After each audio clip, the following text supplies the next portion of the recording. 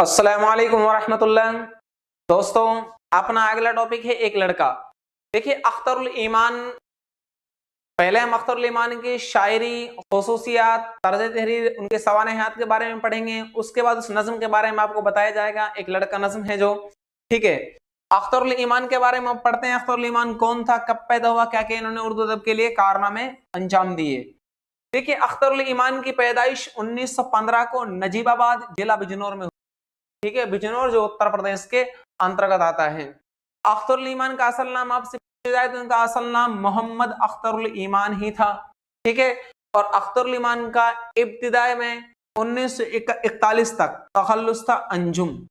बाद में इन्होंने अपना तखल्लुस बदला, ठीक है। अख्तर तखल्लुस रखा, उससे पहले इनका तखल्लुस क्या था, अंजुम इनका तखल्लुस था। अख्तरुल ईमान की तालीम और ताल्लुम के बारे में बात की जाए तो इनकी तालीम 1937 में मैट्रिक का इम्तिहान फतेहपुरी से पास किया। कहां से? फतेहपुरी से इन्होंने पास किया था मैट्रिक का इम्तिहान। और उसके बाद 1942 में बीए की degree Anglo Arabic school Zakir Hussain college से हासिल की, जिसको आजकल डॉक्टर जाकिर हुसैन कॉलेज के नाम से जाना जाता है। पहले ये एंग्लो अरबिक एक स्कूल था, वहां से इन्होंने क्या है, ग्रेजुएशन की तालीम हासिल की। उसके बाद अख्तरुल ईमान 1942 में बीए करने के बाद ये सागर निजामी की ख्वाहिश पर 4 माह ये महानामा एशिया के क्या है, एडिटर बन गए। जो कहां से निकलता था, मेरठ से निकलता था। कितने माह में? 4 माह में। तो मेरठ से निकलता था महानामा एशिया, इसके मुदीर हुए, एडिटर हुए, ठीक है, संपादक हुए। अख्तरुल ईमान की शायरी की जानिब तवज्जो अशफाक की शायरी को सुनकर हुई। ये बहुत इंपॉर्टेंट क्वेश्चन यहां से बनेगा। अख्तरुल ईमान शायरी की तरफ मुतवज्जा किस शायर की वजह से हुए? तो अशफाक के शायरी से, ठीक है। ये अशफाक जो शायर हैं, उनकी शायराना एक जो लियाकत और सलाहियत थी, उन तमाम से मुतासर होकर ये भी क्या है, शेर व शायरी की तरफ गामजन हो गए। अख्तरुल ईमान एक अलामती शायर हैं। कैसे शायर हैं? अलामती शायर हैं। देखिए, अलामती जमाना जो स्टार्ट होता है, अलामती चाहे अफसाना निगार हो, कसीदा निगार हो या शायराना जमाना हो, ये 1960 के बाद का जो जमाना है, जदीद जमाना, ये अलामती अफसाना निगार या अलामती शायरी का जमाना है, ठीक है। जदीदियत का जमाना जो होता है, तो उन्हीं में अख्तरुल ईमान साहब क्या है, शामिल हैं। अख्तरुल ईमान को गजल का बागी शायर कहा जाता है। कैसा कहा जाता है? गजल का बागी शायर। अख्तरुल ईमान ने अपनी शेर व शायरी की शुरुआत किससे की थी? तो गजल गोई से की थी, ठीक है। ये इंपॉर्टेंट क्वेश्चन बनता है। तो इब्तिदा की थी गजल गोई के साथ। देखिए, नज्म इन्होंने नून राशिद की तरह, मीरा जी की तरह, इन्होंने भी क्या नज्में कही, फैज अहमद फैज की तरह। तो अख्तरुल ईमान नज्म मुअर्रा की हैयत में सबसे ज्यादा कामयाब नज्में लिखने वाले शायर हैं। क्वेश्चन बनता है, नज्म मुअर्रा में सबसे ज्यादा कामयाब नज्में किस शायर की हैं? ये सबसे ज्यादा मशहूर शायर कौन है? तो अख्तरुल ईमान। अख्तरुल ईमान की नज़मों का मौजू एहसास है, फीलिंग्स। ये इंपॉर्टेंट चीज होती है। अल्लामा शिबली नौमानी के मुताबिक शायरी 2 चीजों का नाम है, एहसास और इदराक का। तो एहसास इनकी शायरी का मौजू है, यानी हर बात को एहसास के जरिए बयान करना है। एक फीलिंग्स खास होती है, और फीलिंग्स जिस बंदे के अंदर होती है ना, वो हर चीज को अच्छे अंदाज में एक्सप्लेन कर सकता है। अगर आप फीलिंग्स से खाली हैं, आपके अंदर एहसास नहीं है, तो समझ लो कुछ भी नहीं है, ठीक है। तो एहसास अगर होगा, आपके अंदर हिस्स होगी, तो आप किसी भी चीज को अच्छे से बयान कर सकते हैं। ऐसे अख्तरुल ईमान थे। अख्तरुल ईमान ने अपनी नज़म क्लियोपात्रा का दूसरी जंग अजीम का पस मंजर बताया है। दूसरी जंग अजीम कब हुई? 1939 से 1945 तक, सेकंड वर्ल्ड वॉर जो हुआ था, तो उसका पस मंजर बताया इन्होंने अपनी नज़म को। अख्तरुल ईमान की खुदनविश्त इस आबाद खराबे में क्वेश्चन आ चुका है। इस आबाद खराबे में खुदनविश्त है। एक बार क्वेश्चन यूं आया था, अख्तरुल ईमान की खुदनविश्त है, किस नाम से है? तो इस आबाद खराबे में, जो रिसाला सौगात में किस्तवार शाये हुई। अख्तरुल ईमान ने मुंबई में 50 साल क़याम के दौरान तकरीबन 100 फिल्मों के मंजरनामे और मकालमे लिखे। जो फिल्मों के अंदर होते हैं ना मुकालमे, किरदारों के दरमियान जो बाहमी गुफ्त शुनीद होती है, बाहमी जो बातचीत होती है, वार्तालाप होती है ना, उन सबको इन्होंने लिखा था। अख्तरुल ईमान का पहला शेरी मजमुआ गर्दाब नज़्म है, जो 1943 में शाये हुआ। गर्दाब क्या है? शेरी मजमुआ है। किसका? अख्तरुल ईमान का, जिसके अंदर नज़्में हैं। 1943 में शाये हुआ। उसके बाद अख्तरुल ईमान का दूसरा शेरी मजमुआ है तारीख सैयारा, जो 1946 में शाया हुआ। इसमें भी नज़में शामिल हैं। किसमें? तारीख सैयारा में। उसके बाद अख्तरुल ईमान ने एक मंजूम ड्रामा सब रंग के नाम से लिखा, जो 1948 में शाये हुआ। किस नाम से लिखा था? सबरंग के नाम से। अख्तरुल ईमान के दीगर शेरी मजमुओं की बात की जाए तो अख्तरुल ईमान के दीगर शेरी मजमुओं में एक तो है आबे जो, ठीक है, आबे जो नज्म है 1959 में, एक है यादें, इसमें भी नज्म है 1961 में, एक है बिनते लम्हात, ठीक है, एक है बनातुन नाश, वो है नावल डिप्टी नजीर अहमद का, ये है बिनते लम्हात, ये नज्म है 1969 में, एक है नया आहंग नज्म 1977 में, एक है सुरोसामा, सरोसामा 1983 में, एक है जमी जमी, ये भी नज्मों का मजमुआ है 1990 में। ये अख्तरुल ईमान के शेरी मजमू यानी के शायराना खुसूसियात से मुतालिक है। इसी तरह अख्तरुल ईमान का जो आखिरी शेरी मजमुआ है वो है ज़मिस्तान सर्द महरी का, जो 1997 में शाये हुआ था। और अख्तरुल ईमान की जो खुद नविश्त है ये 1996 में शाये हुई थी, ठीक है, इसलिए कि इन्होंने अपने खुद नविश्त खुद ही अपनी जिंदगी के बारे में लिखी, आत्मकथा लिखी थी। 1996 में इनकी मौत हो गई, तो इनकी मौत के साथ ही खुद नविश्ती बंद हो गई, ठीक है, जब तक जिंदा रहे तब तक लिखते रहे। अख्तरुल ईमान उनके शेरी मजमू यादें की इशाअत पर साहित्य एकेडमी अवार्ड 1962 में मिला था, ठीक है, इनका जो एक यादें के नाम से है ना, ये ना यादें जो 1961 में शाये हुआ, इस पर इन्हें मिला था साहित्य एकेडमी अवार्ड 1962 में, एक साल बाद। अख्तरुल ईमान उनके शेरी मजमू बिनते लम्हात की इशाअत पर यूपी उर्दू एकेडमी का इनाम मिला, ठीक है, जो 1969 में शाये हुआ था इनका बिनते लम्हात, ये वाला, ठीक है, बिनते लम्हात 1969 में शाये हुआ, उस पर उत्तर प्रदेश उर्दू एकेडमी का इन्हें इनाम दिया गया। अख्तरुल ईमान का इंतकाल 9 मार्च 1996 को बंबई में हो गया था। तो पैदाइश हुई थी नजीबाबाद बिजनौर के अंदर और इंतकाल हुआ इनका बंबई के अंदर 1996 में। ये हैं आपके अख्तरुल ईमान साहब। उसके बाद देखिए बात की जाए तो अख्तरुल ईमान का आपके टॉपिक में है, अख्तरुल ईमान का एक नज्म है एक लड़का।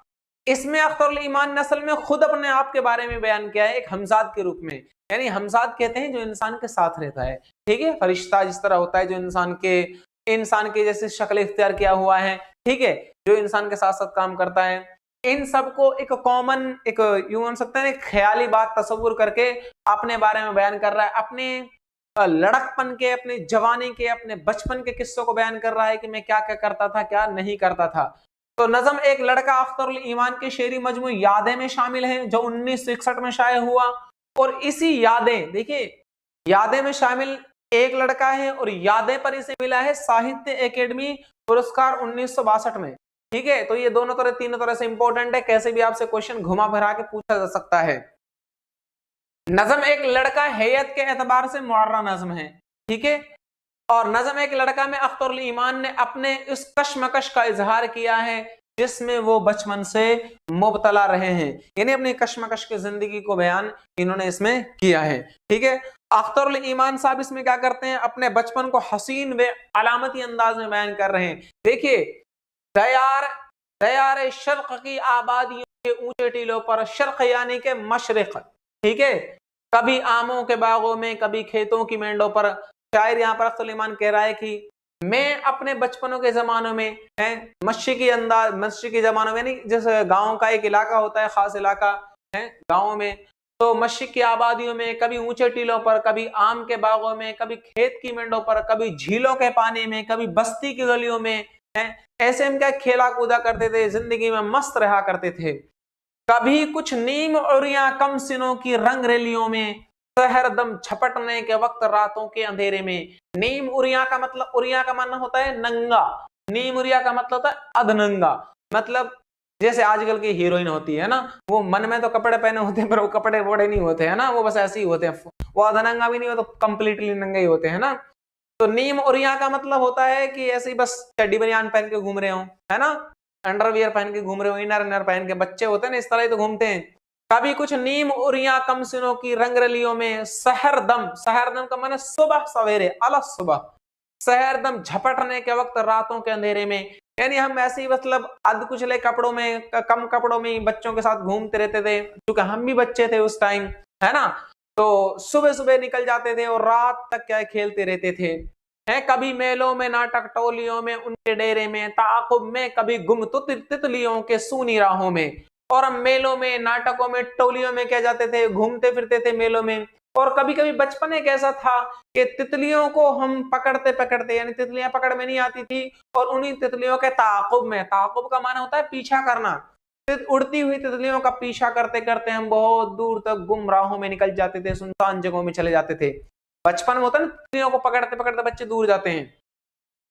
कभी नन्हे परिंदों की नहुफ्ता ख्वाबगाहों में, नहुफ्ता का मतलब होता है छुपा हुआ, ठीक है। बरहना पांव जल्दी रेत यख बस्ता हवाओं में, यख बस्ता का मान होता है सख्त।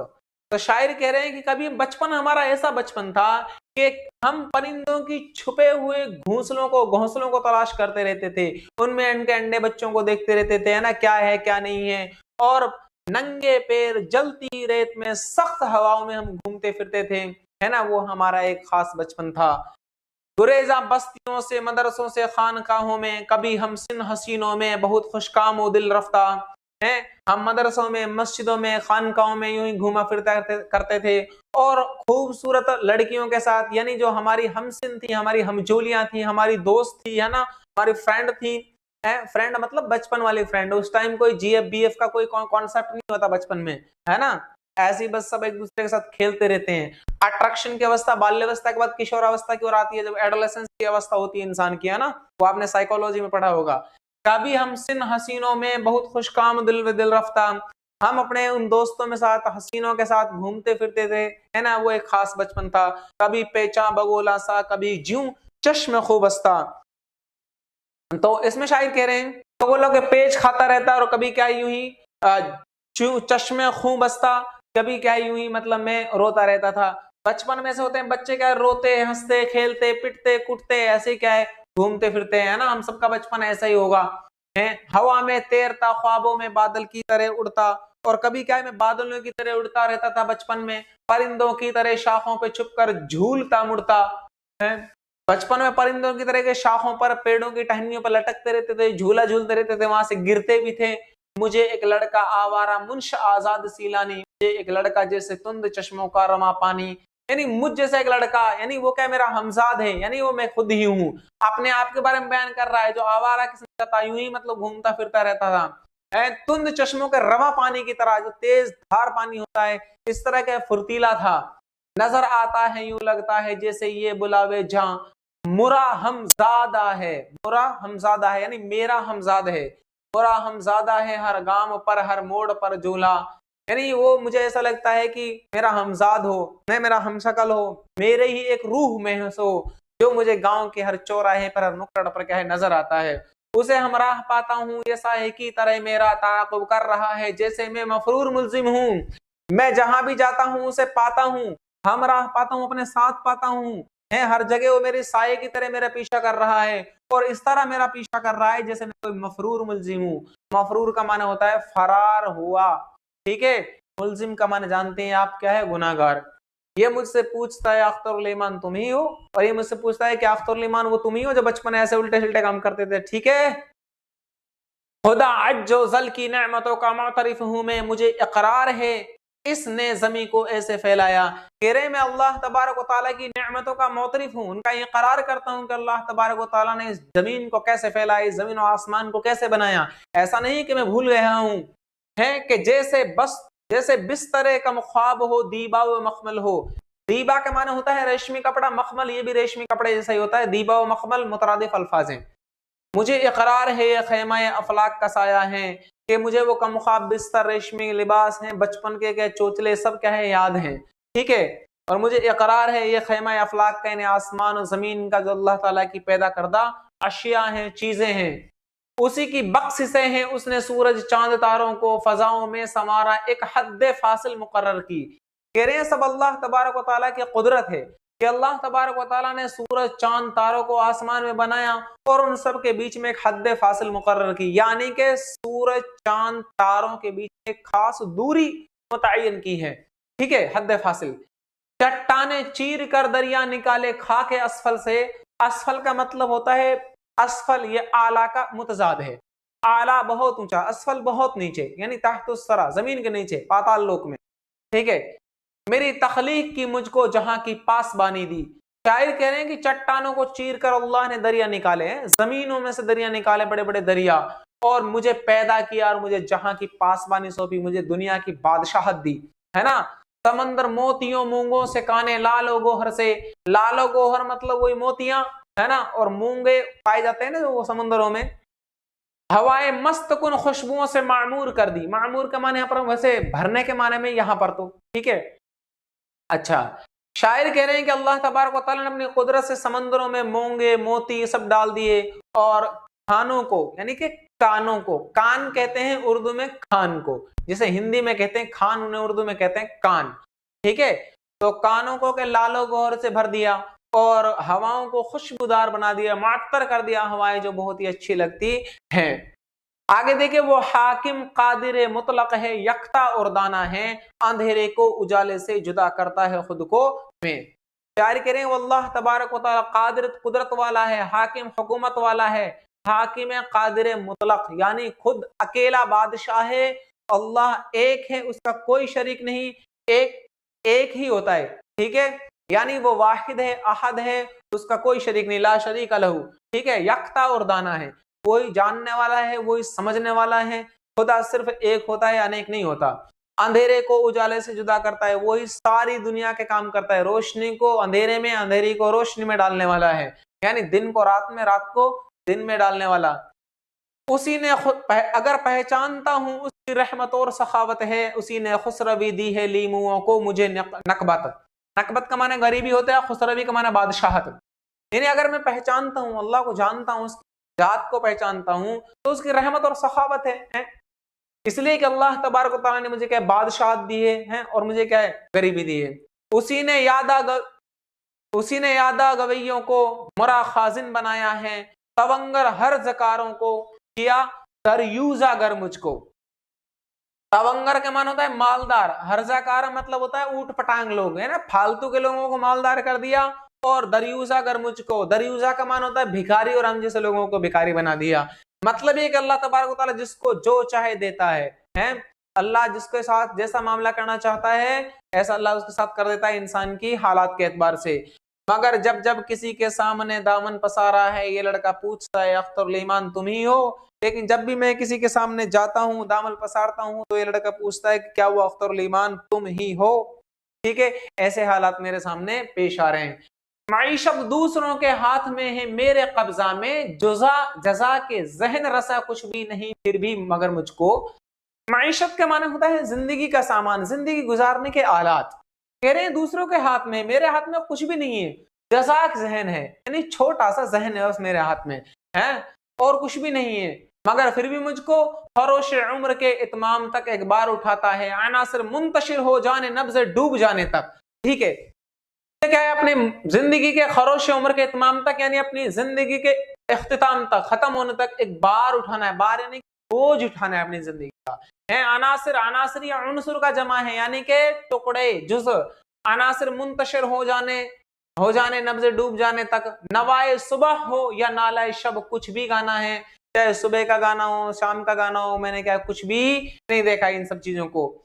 जफरमंदों के आगे रिज्क की तहसील की खातिर कभी अपना ही नगमा उनका कहकर मुस्कुराता है। जफरमंद मतलब होते हैं कामयाब लोग, मालदार लोग हैं। जफरमंदों के आगे रिज्क की तहसील की खातिर, यानी जो मालदार लोग हैं उनके सामने माल हासिल करने की वजह से है, उनके सामने कुछ मांगने के लिए कभी अपना ही नगमा उनका कहकर मुस्कुराता है, यानी अपना ही जो नगमा है, थोड़ा बहुत गीत है, वो सब सुनाकर उनको क्या है मुस्कुरा देता है।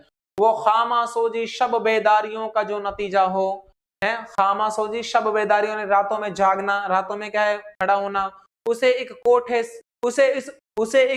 खोटे सिक्के की तरह सबको दिखाना है। खोटा सिक्का होता है ना, वो किसी काम का नहीं होता है, खोटा सिक्का कहीं नहीं चलता। कभी जब सोचता हूं अपने बारे में तो कहता हूं कि तू एक आबला है जिसको आखिर फूट जाना है। शायर इसमें कह रहा है कि जब मैं कभी अपने बारे में सोचता हूँ, अपने हालात के बारे में, अपनी जिंदगी के बारे में, तो मुझे ये लगता है कि तू एक आबला है। आबला का मतलब होता है, वो नहीं अबला, नारी अबला होती है ना, आबला कहते हैं जख्म जब बन जाता है, जख्म के बाद जिसमें मवाद वगैरह पड़ जाती है तो बिल्कुल टाइट हो जाता है ना, मतलब बिल्कुल हल्का हो जाता है, तो उसमें फूटने से मवाद निकल जाती है, मतलब किसी काम का नहीं होता, बेकार इंसान, बेकार चीज। तो कह रहे मैं तो एक वो आबला की तरह हूँ, बेकार चीज, कभी फूट जाऊंगा, कभी उस दुनिया से खत्म हो जाऊंगा। आबला के माने वो भी होता है पानी का बुलबुला, जिंदगी बुलबुला है पानी का, क्या भरोसा इस जिंदगानी का। ठीक है, वो भी गर्ज गर्दा हूँ बादे सुबह गाही की तरह, लेकिन शहर की आरज़ू में शब का दामन था थामता हूँ मैं। यानी कैसा भी हूँ लेकिन फिर भी मैं इस उम्मीद से जिंदगी गुजार रहा हूँ, कभी ना कभी क्या कोई ना कोई खुशी होगी। यानी मैं शहर सुबह की उम्मीद में अपनी शाम अपनी रात काटता हूँ। ये लड़का पूछता है अख्तरुल ईमान तुम ही हो, और आखिर में फिर मुझसे लड़का आता है मेरे पास, फिर पूछता है क्या वो अख्तरुल ईमान तुम ही हो। आगे से मैं देखिए शायर कह रहा है, ये लड़का पूछता है जब तो मैं झल्ला के कहता हूँ, झल्ला के माने गुस्से में, है ना, तो मैं झल्ला के कहता हूँ वो आशिफ्ता मिजाज अंध वो परवर इस तरह बासा, जिसे तुम पूछते रहते हो कब का मर चुका है जालिम, उसे खुद अपने हाथों से कफन देकर फरेमों का। शायर कह रहा है उस लड़के से कि जिसे तुम पूछते हो ना, आशिफ्ता नहीं बुरा हाल, फटा हाल, वो आशिफ्ता मिजाज शख्स, वो परेशान हाल शख्स, तुम बार बार पूछते हो क्या तुम वो अख्तरुल ईमान हो, तुम वो अख्तरुल ईमान हो, वो कब का मर चुका है, मैं उसे अपने हाथों से फरेब का कफन दे चुका हूँ, है उसी की आरजुओं की लहद में फेंक आया हूँ, और उसकी जो ख्वाहिश थी, उसकी जो उमंग थी, उसकी जो चाहत थी, उसे उसी की कब्र में डाल आया हूँ। ठीक है, मैं उस लड़के से कहता हूँ वो शोला मर चुका जिसने कभी चाहा था एक खाशा के आलम फूक डालेगा। मैं उस लड़के से कहता हूँ कि मैं उस वो शोला, वो एक उमंग जिसके दिल में एक चाहत थी, है वो एक खास अंगारा था, वो मर चुका है, खत्म हो चुका है, कि जो एक ऐसा शोला था जिसने कभी चाहा था वो इस दुनिया को क्या खत्म कर डालेगा, मतलब सब कुछ हासिल कर लेगा। ये लड़का मुस्कुराता है, ये आहिस्ता से कहता है ये कज़ब व इफ्तरा झूठ है, देखो मैं जिंदा हूँ।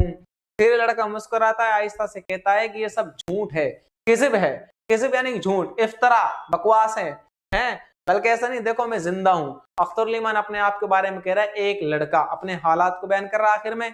मतलब यहाँ पर यह है कि अगर तुम किसी जिंदगी के बारे में बचपन में किसी लड़के को तुमने देखा है, तो फिर उससे कभी ये नहीं कहो कि यार तुम वही लड़के हो ना, तो भाई वो वही लड़का नहीं है।